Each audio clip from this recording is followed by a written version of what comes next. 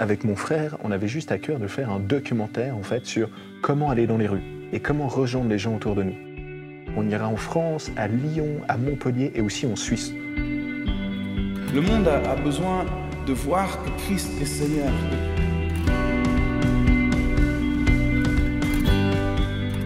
Le meilleur combat, ça se passe dans la prière. Dieu m'a montré que le combat, ce n'est pas à l'extérieur. Le combat, c'est dans la prière. Vivre l'Église, être l'Église, parce que c'est là le vrai sens de l'être humain, c'est d'être l'Église et d'incarner que nous sommes l'Église. Je crois que le cœur de Dieu est pour cette ville de Lyon, mais aussi pour tous ceux en fait qui ne sont pas encore à la maison.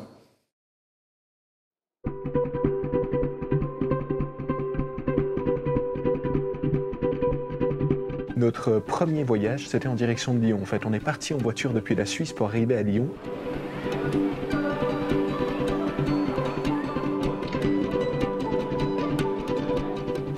Quand on est arrivé là-bas, on ne savait pas trop s'il fallait payer le parking ou pas. Et à ce moment-là, en fait, on est allé juste vers 2 filles. Ces 2 filles, en fait, elles venaient de Paris.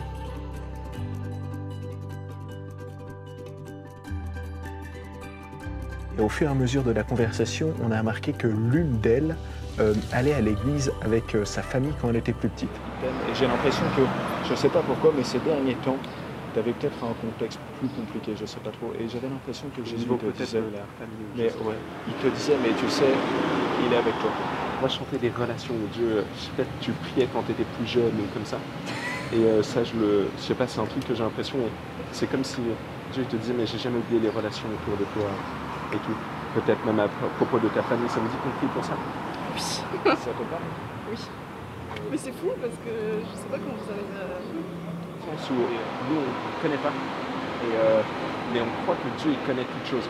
Vous savez, s'il y a un Dieu qui existe, bah, c'est un Dieu qui connaît chaque humain, qui nous aime chacun. Et quand on a une relation avec lui, quand il parlait de Jésus qui est mort sur la croix il y a 2000 ans, et à chaque fois qu'on note 2019 sur un test de danse ou n'importe quoi, là, on note l'anniversaire de quelqu'un qui a été ressuscité.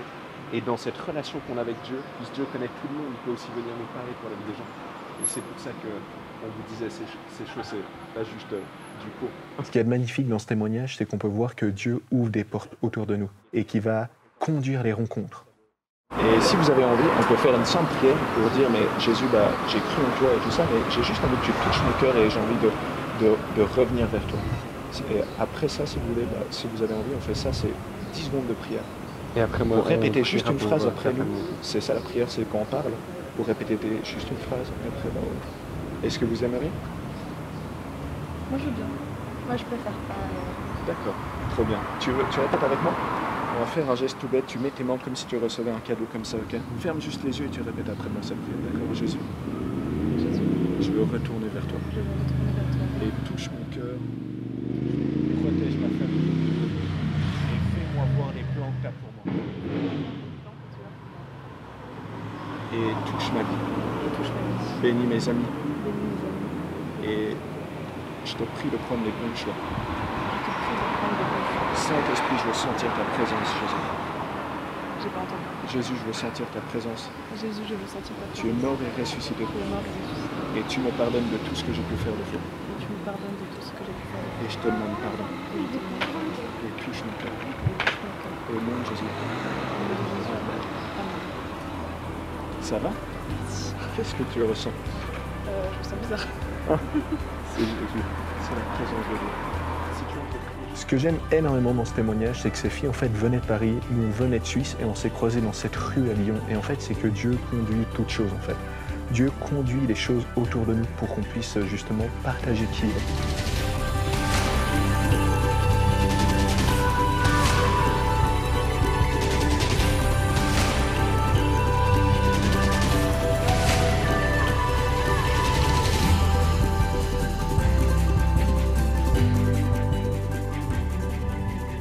Nous avons son cœur. Et son cœur, il est pour ceux qui sont au dehors. Il est pour ceux qui ne vont pas encore à l'église. Il est pour ceux qui ne le connaissent pas encore. Et cela devient notre cœur. Donc forcément, quelqu'un qui est intimement lié à Dieu va forcément être lié aussi et attaché à ceux qui ne connaissent pas encore le Seigneur. C'est impossible de connaître Dieu et de ne pas vouloir voir des personnes autour de nous le rencontrer. Ce n'est pas possible. Pourquoi? Parce que c'est le cœur du Père, c'est le cœur de Dieu. C'est la parabole du Fils prodigue. Parfois, je me pose la question, Matt, est-ce que tu es sur ce chemin de l'amour?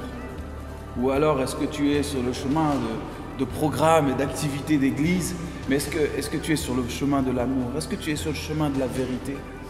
Et ça me ramène forcément à ce chapitre de Jean, chapitre 4, verset 23, où Dieu cherche les vrais adorateurs en esprit et en vérité. On retrouve cet esprit d'amour, on retrouve cette vérité qui doit régner dans notre vie. Pourquoi? Parce que c'est le cœur de Dieu.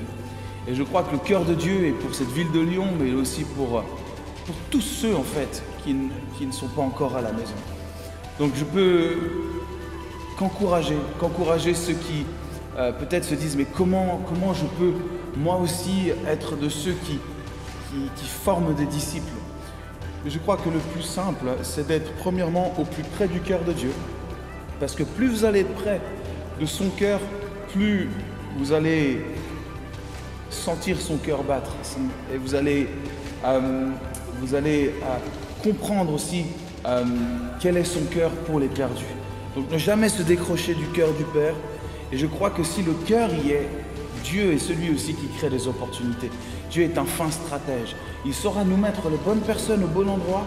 Et c'est ça qui est extraordinaire avec Dieu. C'est que quand on lui fait confiance, quand on lui donne notre vie, il y a des choses simples. Bien sûr, il nous demande d'être fort et courageux. Il nous le demande. Parce que pour faire l'œuvre de Dieu, on en a besoin. Mais il y a quand même une faveur qui s'ouvre quand on a le cœur de Dieu. Il y a des opportunités qui sont là. Et je me dis bien des fois, j'ai raté des opportunités. Je le sais parce que quand je vois comment Dieu avait préparé les choses, j'ai raté certaines opportunités. Mais je me dis, c'est pas terminé, il y en a d'autres qui vont arriver. Et mon rôle, c'est de dire, je ne veux plus rater d'opportunités de révéler qui Christ est. Pourquoi? Parce que je veux voir au maximum d'hommes et de femmes revenir à la maison.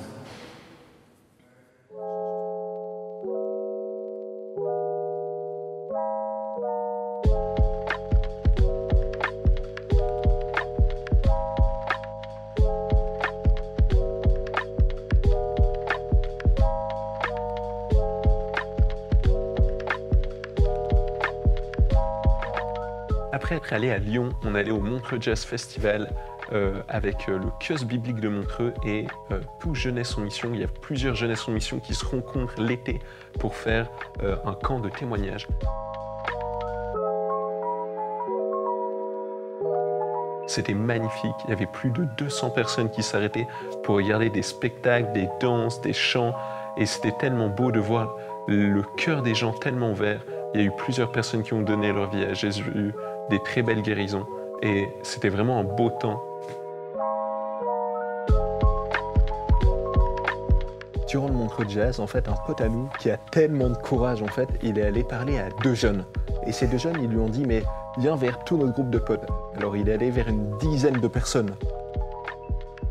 Et à ce moment-là, c'était trop beau puisqu'il a pu leur apporter son témoignage, comment il a pu donner son pardon à son père. À la fin, en fait, on a juste pu prier avec la plupart des jeunes. Et il y en a même un qui a senti la présence de Dieu.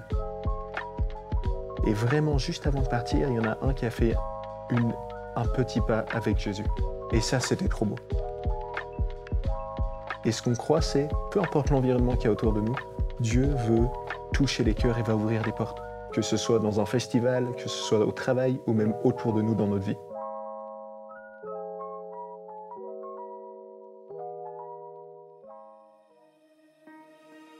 Dieu ne cherche pas des gens excellents, entre guillemets, Dieu ne cherche pas des gens parfaits, Dieu cherche des gens simplement disponibles. Il a pu utiliser à un moment où il n'avait personne, un âne pour parler à un prophète. Il saura vous utiliser, qui que vous soyez, où que vous soyez, si votre cœur est disponible pour lui. Devenir un témoin dans notre vie quotidienne. Je crois que c'est encore un domaine plus élevé que le simple fait d'aller dans la rue exprès pour aller annoncer l'évangile. C'est lorsque je deviens un témoin dans l'avion, lorsque je deviens un témoin dans le restaurant, lorsque je deviens un témoin chez un médecin ou quelque part, lorsque je deviens un témoin chez mes collègues de travail, au travail ou dans la rue ou dans un magasin. Quand vous allez commencer à répondre à cet appel, à dire Seigneur, je ne peux pas le faire, je ne réussis pas à le faire, je n'arrive pas à le faire par moi-même, j'ai déjà essayé, Seigneur, c'est difficile Dieu va commencer à vous inspirer. La véritable aventure avec le Seigneur commence quand on lui obéit.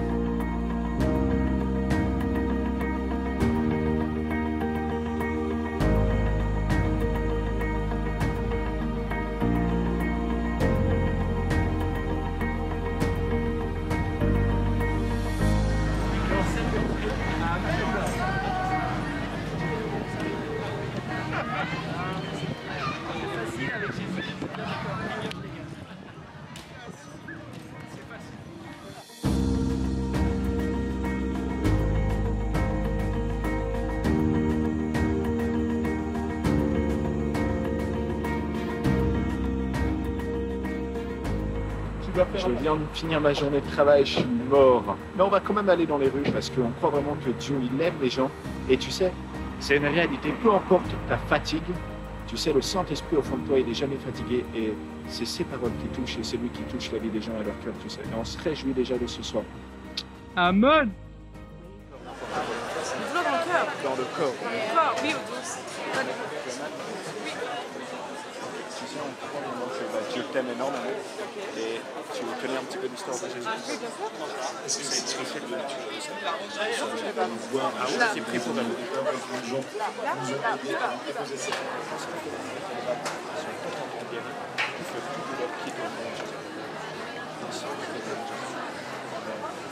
D'ailleurs, comment ça va? Ça se touche tes pieds. Comment ça va? Non, ça c'est une blague. Tu as plus mal? C'est une blague, Je avant te ça. vois comme ça. C'est C'est trop une blague. J'ai encore mal? Pas du tout? Check. Non, avant ça, non, attends. T'as mal combien sur 10 maintenant? Attendez. Tu as encore mal? Non, mais j'ai plus mal là. J'ai plus mal du tout. C'est vraiment qui est Jésus. Je l'ai pas vu, mais. Non, mais c'est une blague. Je te promets. Chaque fois qu'on note la date d'aujourd'hui, on marque sa naissance en fait. Ok. C'est 2019 et il t'aime vraiment, tu sais. Ok. Et tu sais, il a envie de vivre avec toi tous les jours. Ok. Et la prière, c'est comme on vient de faire, c'est quand tu communiques avec Dieu. C'est bon, hein? Ouais, c'est magnifique. Mais non, mais attendez là. Et la chose que des fois, on a tous besoin de pardon dans notre vie.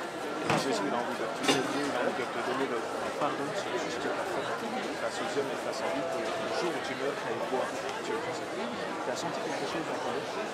Quand vous l'avez fait? Une sorte de chaleur, effectivement, mais c'était, je sais pas si c'était consciemment ou... Ça, c'était la présence de Dieu. Et Dieu, tu sais, si on demande pardon à Dieu pour ce qu'on a fait, Jésus il est venu sur terre et il nous a pardonné tout ce qu'on a fait pour que le jour où on meurt, on aille vers lui. Et ce que tu viens d'avoir, c'est un signe de qui est Dieu, c'est son amour. Et si tu as envie, tu peux dire à Jésus, mais Jésus, moi j'ai envie de juste de te demander pardon et que tu vives avec moi. Tu sais, l'envie d'avoir une proximité avec lui. Est-ce que tu as? Alors pour l'instant, je sais pas. J'avoue que je suis un peu choquée sur ce qu'il voulait C'est faire. normal, hein. Mais Bah c'est pas nous hein. On n'a pas des magic skills. Mais on a un Dieu qui est tout puissant. Quand vous allez être disponible, va mettre des gens sur votre route. Vous allez vous retrouver à la caisse et quelqu'un va vous dire à ce moment-là, j'ai mal au dos. Vous allez être dans la rue et vous allez entendre juste à côté ou dans un restaurant, eh bien je me suis fait mal ce matin ou alors je suis malade depuis plusieurs jours. Et ce sera l'opportunité que Dieu met devant vous pour parler de Jésus et pour prier pour cette personne. Faites-le simplement, c'est simple. Parlez de Jésus avec simplicité. C'est extrêmement simple, on se complique tellement les choses et les gens ont soif du Seigneur. Mon défi pour vous, commencez à regarder autour de vous. Ce qui m'a beaucoup aidé par rapport à l'annonce de l'Évangile, c'est de commencer à regarder les gens, simplement. Même vous pouvez vous asseoir sur un banc, vous pouvez être dans un transport, vous pouvez être à votre bureau de travail et commencer à regarder les gens comme le Seigneur les regardera. Dites au Seigneur comment tu les vois. Seigneur, qu'est-ce que tu penses de cette personne? Et à ce moment-là, relié avec la prière et le temps où vous sortez, la prière et le temps où vous sortez dehors, le Saint-Esprit va commencer à mettre dans votre cœur un amour nouveau, un amour frais, un amour véritable pour les âmes. Vous allez commencer à voir les gens comme Jésus les voyait. Vous allez avoir ce feu qui va être à l'intérieur de vous et ça va vous amener dans des temps de prière, dans des temps vous allez vous humilier sous la puissante main de Dieu, vous allez ressentir ce fardeau de plus en plus, parfois comme entre guillemets oppressant, tellement ça va être lourd, tellement ça va être fort, et Dieu va vouloir entre guillemets tout consumer, tout prendre, il donnera tout ce que vous pouvez lui donner. Maintenant, ce n'est pas parce que j'annonce l'évangile que je n'aime plus mon épouse, ce n'est pas parce que j'annonce l'évangile que je ne m'occupe plus de mes enfants, Ce n'est pas parce que j'annonce l'évangile que je délaisse mes études ou mon travail. Non, au contraire, je reste équilibré. Et Dieu vous appelle en tant qu'homme et femme de Dieu, serviteurs et servantes de Dieu, jeunes dans la foi peut-être ou moins jeunes. Dieu vous appelle à un équilibre, à être un homme et une femme stables dans la parole de Dieu.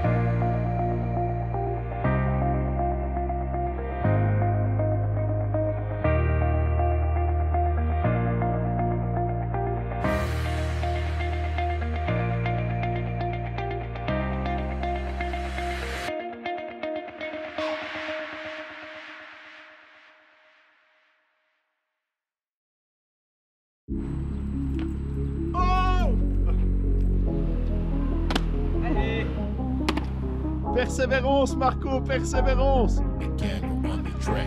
Ah, c'est fou, c'est fou.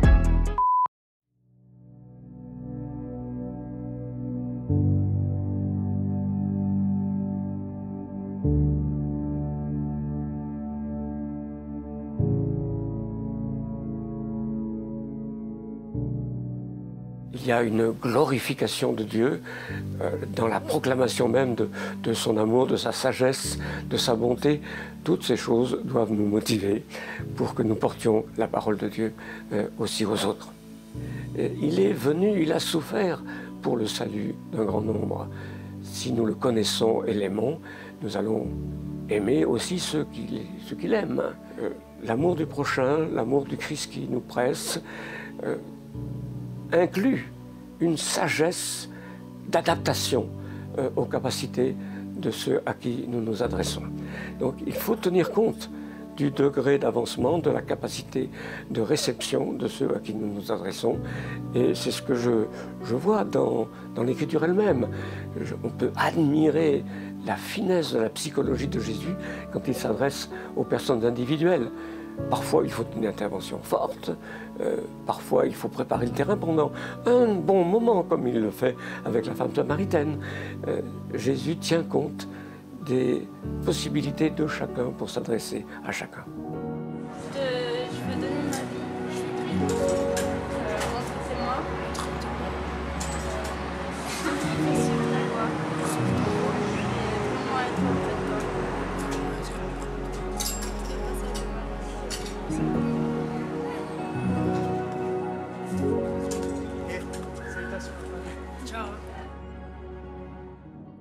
Mais je pense à cette façon qu'ont beaucoup de gens de réagir quand il est question du sens ultime de la vie, lorsqu'il est question des vérités qui concernent l'au-delà, la mort.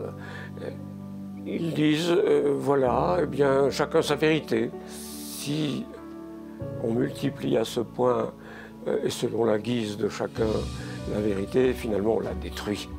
Ce qui assied en quelque sorte ma conviction, c'est la concordance entre les faits historiques d'une part, qui sont attestés d'une manière historiquement crédible, concernant la vie de ce Jésus, sa mort, son retour à la vie victorieux, et puis l'expérience personnelle, l'expérience intime, c'est cette concordance entre les faits et l'expérience intime, qui comprend par exemple des exaucements de prière, qui me convainc qu'en effet, Jésus est la vérité.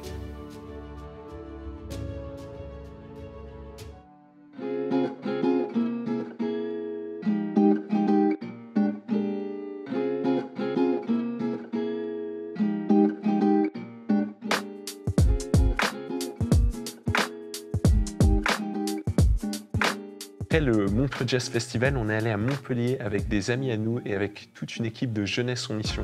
Et le but, c'était de danser avec le groupe Grâce de Fribourg et que des gens puissent s'arrêter et qu'on prie pour eux et juste parler avec eux. Et ce qui était magnifique, c'est que des gens de Gem venaient vers nous et disaient « c'est tellement beau, c'est tellement simple de pouvoir prier pour les gens, annoncer l'évangile comme ça ». Alors Alex, on est où? Montpellier City. Yeah.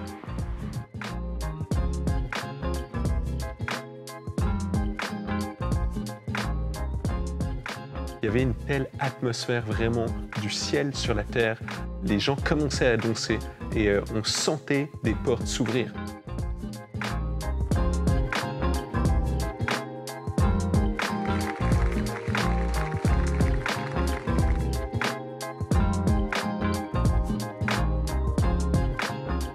Et à un moment donné, il y a même un danseur qui arrête de danser, qui s'approche d'une fille et elle commençait à pleurer. Elle disait « mais moi je suis athée, je suis scientifique, je sais pas qu'est-ce qu'il y a, mais là il y a quelque chose de tellement différent, ça me fait pleurer ».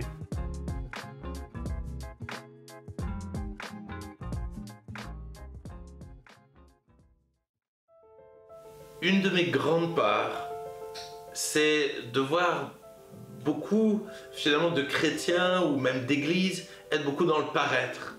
On veut paraître des bons chrétiens, on veut bien paraître auprès des gens, on veut que l'église paraisse bien. Finalement, on est beaucoup dans le paraître.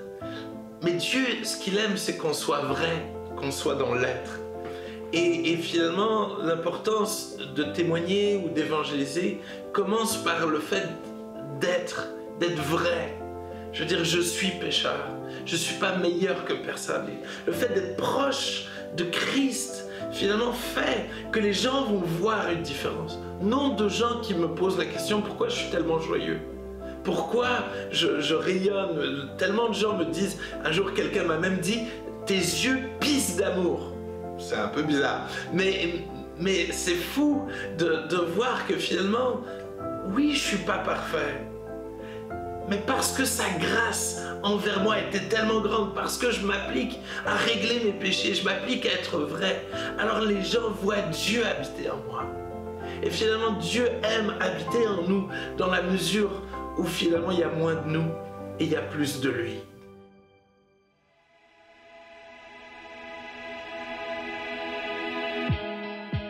En descendant à Montpellier, en fait, on s'arrête dans une station-service et à ce moment-là, en fait, il y a notre pote Marc qui a toujours énormément de courage. Et il y avait un groupe de 10 jeunes et tout ça, alors ils commencent à aller vers lui, alors moi je le suis et tout. Et en fait, c'était un enterrement de vie de garçon. Et on commence à parler à 5-6 jeunes et tout ça. On leur parle de Dieu, de l'amour que Dieu il a pour nous et tout ça. Et on propose, il y en avait un, il avait des douleurs à l'épaule. Et on lui dit, est-ce qu'on peut prier pour toi? Et là, il accepte, il fait une pompe sur la station, sur la route.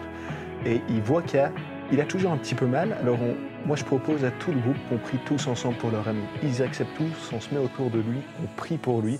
Amen, c'était trop beau. Et en fait, à la fin de la conversation, ce qui était magnifique, c'est qu'on voit qu'il y a un des jeunes qui est touché, en fait, vraiment. Et en fait, je m'arrête vers lui et je lui demande juste « Amy, est-ce que tu aimerais accepter Jésus ?» et tout ça. Et il accepte et on fait une prière ensemble et tout ça. Et ils sont après repartis dans leur voiture. Ce qui est de magnifique, c'est qu'on peut voir que Dieu conduit les choses et que dans des conversations, il va commencer à toucher aussi le cœur des gens. Amen. J'ai peur que nous avons trop souvent du mal à aimer, du mal à vraiment aimer, à nous rendre serviteurs des gens pour plein de raisons. Finalement, on laisse souvent notre peur, mais notre peur est liée à notre égoïsme. On est centré sur nous-mêmes. Laisse Dieu faire. Laisse Dieu faire. C'est Dieu qui va opérer un réveil dans notre pays. C'est marrant parce que de plus en plus de gens me disent « Ah, il faut aller faire des miracles dans la rue ». Moi, j'ai pas l'impression que le but, c'est d'aller faire des miracles. Le but, c'est d'aimer les gens. Alors, c'est sûr que si je vois quelqu'un qui est malade, j'ai envie de prier pour lui. J'ai envie qu'il soit guéri. Mais le but ultime, c'est pas qu'il soit guéri. Le but ultime, c'est de l'aimer et de le servir. Alors oui, comme il est malade, le meilleur moyen de le servir, c'est de prier pour lui. Et de croire que oui, Jésus guérit les malades encore aujourd'hui. Mais il y a plein de gens qui ne sont pas malades. Et Dieu les aime tout autant que les autres. Et il faut tout autant que les autres les aimer et les servir et s'approcher d'eux. Le fait juste de les aimer, d'avoir semé de l'amour, un jour ou l'autre, ils vont te recroiser et ils vont avoir envie d'aller plus loin. Que réellement ta vie, ton attitude, ton témoignage finalement de ce que tu es, parle plus même que tes mots. Voilà quelques petits finalement encouragements pour toi. Mais j'aimerais t'encourager à ce que, avec ton Église, vous soyez également intentionnels pour accueillir tous ces gens qui vont venir de la rue. Oui, il est essentiel et important d'aller dans la rue, mais je dirais même dans notre quotidien, d'être attentif à comment Dieu veut nous utiliser. Mais quand je suis à l'église ou quand je me retrouve avec mes frères et sœurs, finalement c'est ça l'église, eh bien, je suis intentionnel dans le fait d'accueillir les gens, de les aimer, finalement de leur dire que l'église est ouverte finalement à chacun.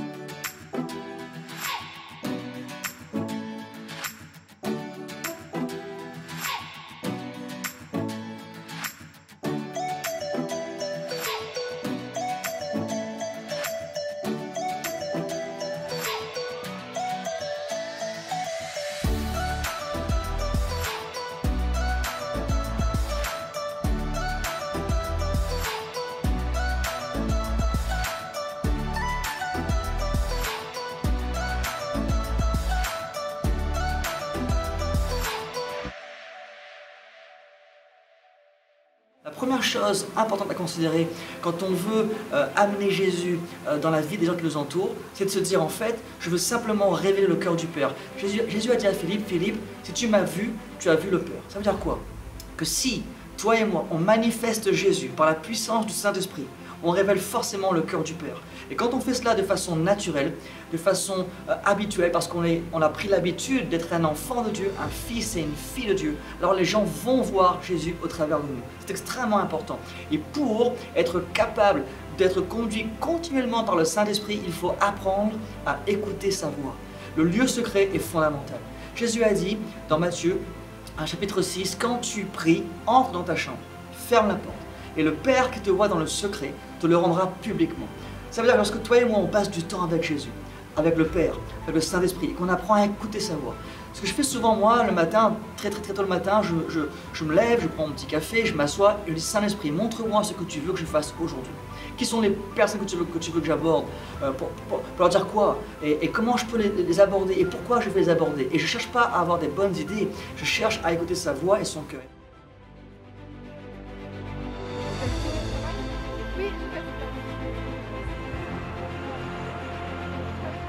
Jésus, je te remercie pour Bastien.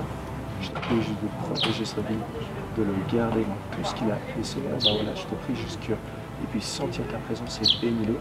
Merci pour la créativité qu'il a et je te prie juste d'enrichir ce qu'il a déjà, ce que tu lui as donné. Et je te prie vraiment de toucher son cœur pour qu'il te rencontre. Je te demande de bénir qu'il est et vraiment juste conduire chaque chose, ses relations dans sa vie, bénis sa famille aussi, Jésus, et tout ce qu'il entreprend. Je te prie vraiment pour la bénédiction, Père, et qu'il te rencontre. Amen. Amen.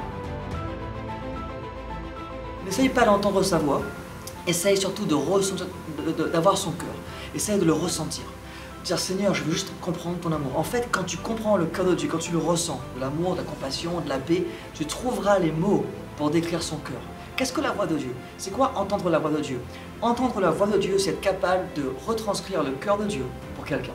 Parfois c'est un sourire, parfois c'est un regard, parfois c'est une offrande, parfois c'est prendre quelqu'un dans tes bras, une parole de connaissance, une parole de sagesse, et ça commence toujours dans le lieu secret.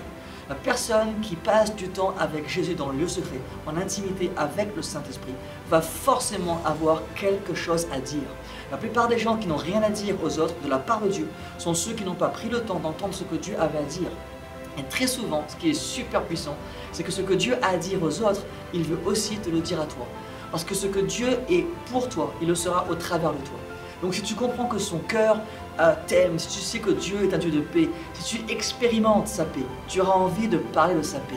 Et donc très vite, si tu vis un moment fort avec Dieu, tu deviens sa voix. La clé pour être la voix de Dieu, il faut avoir la substance de sa présence, il faut passer du temps avec lui. Il y a une empreinte que nous laissons dans la vie des gens lorsque nous sommes saturés du Saint-Esprit. Parfois, on n'a rien à dire. La seule présence de Dieu que nous portons en nous peut toucher les gens.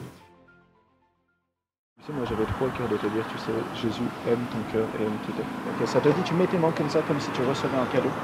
Et répète juste cette prière après moi et ferme juste les yeux, d'accord? C'est Jésus.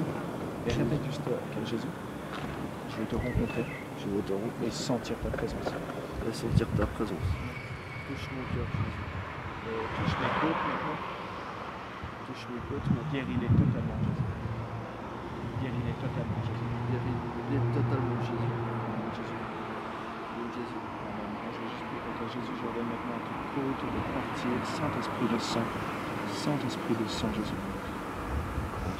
Jésus, je prie pour qu'il puisse sentir ta présence et ton amour plus que toute autre chose, Jésus. Et j'ordonne à toute côte maintenant d'être redressée et d'être les deux à la même hauteur au monde, Jésus. D'être les deux à la même hauteur maintenant, Jésus.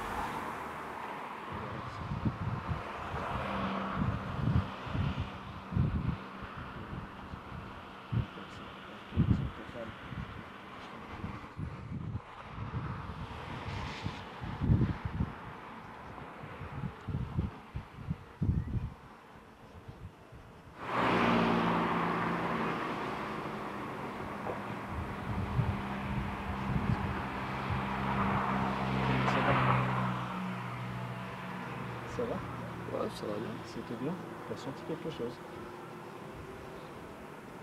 C'est meilleur que tu manges, hein, ça me pose plus. Ouais, là, ça veut dire de la détente. C'est la présence de Jésus, ça fait bien. Tu veux faire cette prière avec moi? Justement sur ton cœur. Répète juste après moi. Jésus, je te demande pardon. Je te demande tout ce que j'ai pu faire de faux. Tout ce que j'ai pu faire de faux. Et montre-le-moi. Montre-le-moi. Et tu me pardonnes. Et tu me pardonnes. Et je te prie, Jésus. Et je te prie de toucher mon cœur. Toucher mon cœur. Je veux commencer une relation avec toi. Je veux commencer une relation avec toi. Et sentir ta présence. Et sentir ta présence chaque jour. Chaque jour. Je veux trouver des personnes qui m'entourent. Je veux trouver des personnes qui m'entourent. Et conduis-moi. Et conduis-moi dans une belle église. Dans une belle église. Jésus, touche mon cœur. Jésus, touche mon cœur. Tu me pardonnes et tu me pardonnes. Et je te demande pardon. Et je te demande pardon. Viens dans mon cœur. Je veux vivre avec toi. Je veux vivre avec toi. Au nom de Jésus. Au nom de Jésus. Amen. Amen. Comment ça va? Ça va. C'est trop bien. La côte, ça va mieux? La côte, tu sais que je la sens pas là. Ah, ok. Check, vois, regarde la hauteur, comment ça va. Putain, elle est passée où maintenant? Ah non, elle est là. Ouais, non, c'est bon. Ouais. Mais il me semble que. Je sais pas dire de conneries, mais il me semble que ça a bougé. Elle est remontée? Il y a un truc qui a bougé, ouais. C'est pas comme Amen. Ça, c'est qui est Jésus? Il vient de te guérir. C'est. Ouais, non, ça a bougé. Ouais. Trop stylé. Amen. Est-ce que ce soir, quand tu vas, tu sais, tu peux remercier Jésus d'abord dit, mais merci pour cet écureuil, il est magnifique ce que tu as fait. Autour du feu, je pense que ça va bien le faire. Et il a tout créé, Jésus, et il t'a créé pour vivre là-dedans, tu sais. Ouais. Et la vie, c'est un cadeau. Et ça, c'est bon. Ouais, bah c'est des trucs, genre. Il faut s'ignorer pendant des années. Je peux te prendre dans les bras, là? Bah ouais, mec. Merci beaucoup. Alors ouais. De bien. N'hésite pas à m'appeler quand tu veux. C'est clair.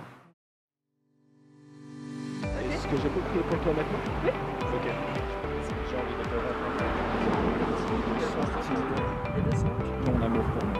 Ton amour pour moi. Et je te demande de toucher mon cœur. Et je te demande de toucher mon cœur.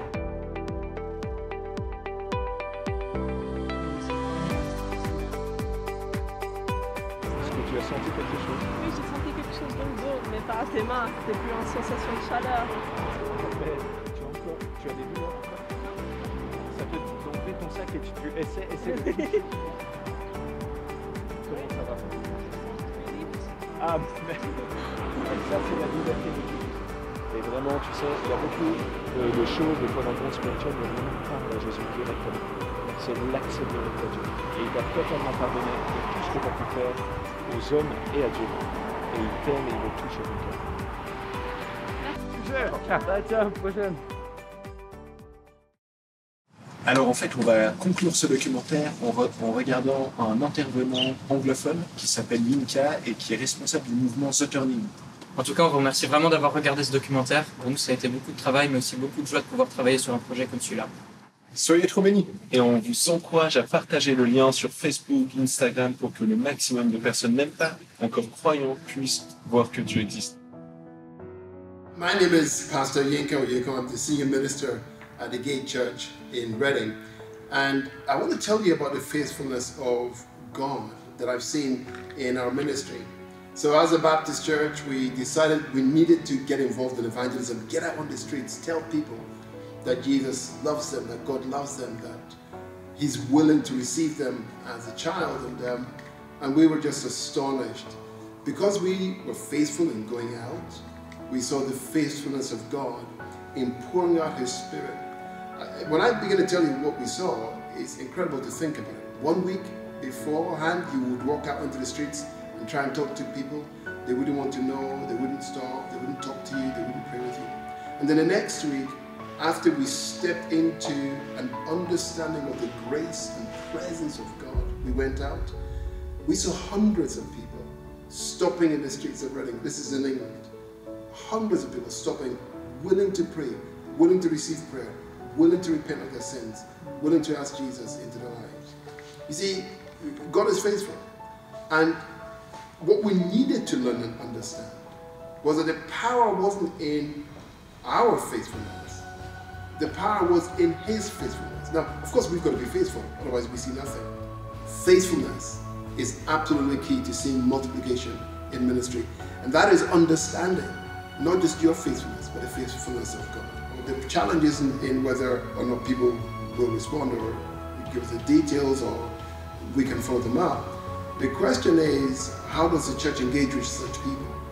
And that's a much more challenging issue, because what we've learned was the turning is that the problem isn't with the lost. The real challenge was the behavior of church, of members, of believers, in whether or not they love those folk enough to pursue them until they build a relationship with them.